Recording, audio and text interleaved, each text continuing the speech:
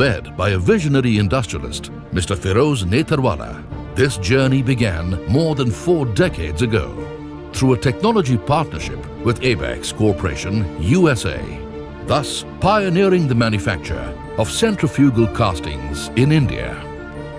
Since then, UNI Abex has continued to leverage global technologies as a leader in developing critical alloy steel products for core sector industries.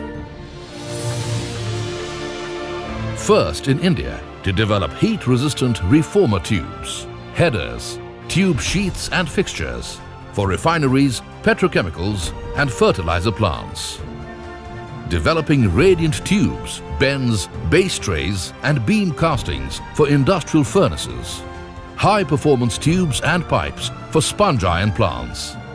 Corrosion-resistant rolls and roller assemblies for hot-dip galvanizing plants.